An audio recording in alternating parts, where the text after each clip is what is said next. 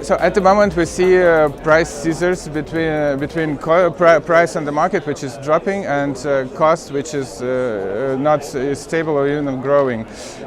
Traditional CDNs fight this by locking in customers who making them sign yearly or 3-yearly contracts.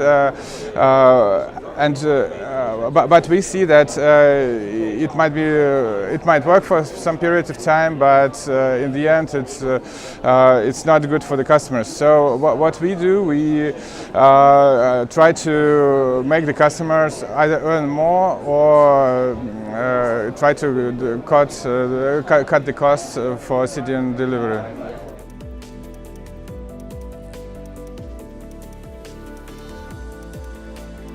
The first ones are P2P delivery and multi-CDN approach. It's like we can, with P2P, we can dramatically lower the cost for CDN traffic and therefore give much more attractive pricing to CDN.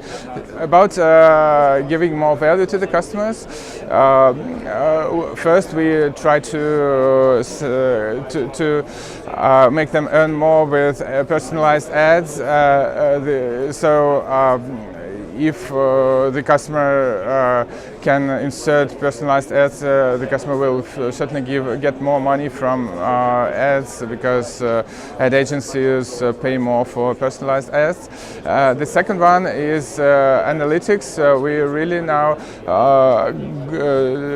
did a lot of work for presenting CDN usage results to the customers, so that they can take the decisions on content policy based on what they see in CDN results, CDN usage results.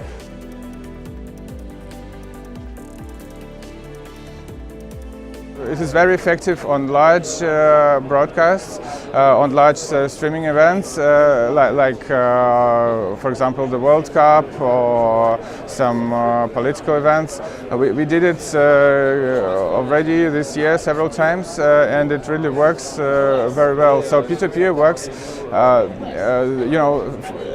contrary to CDN, the more visitors you have, the better P2P works. In the CDN, it's opposite.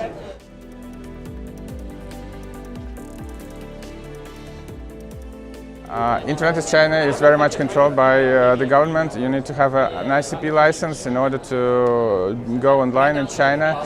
Also, Internet is very diverse. Like you have a very good Internet quality in Beijing or Shanghai, and you have not so good Internet quality in rural areas. So, in order to deliver traffic to China, you really have to know well how the Internet how the Chinese internet works. You need to know very well the issues that you might have in different rural areas and know how to address it.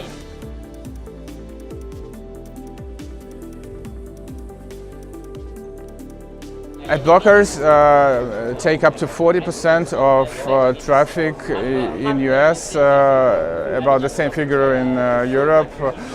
So ad blockers really make the customers of CDN suffer, especially those customers who rely on ad-supported business model. So there are two ways to fight this. One way is obfuscation of HTML codes of web pages, which removes ad blockers totally.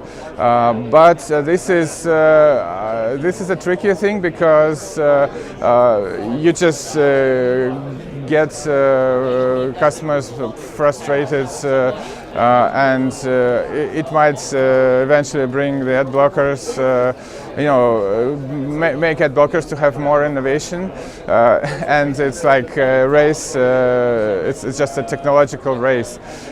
We think that the second way to fight is better. The second one is we are very careful in fighting ad blockers. We try to personalized ads, and we send them together with the content, so they are undistinguishable from the original content. It's the way we do that at the moment, and we see that the customers are getting like up to 30% more revenue with personalized ads.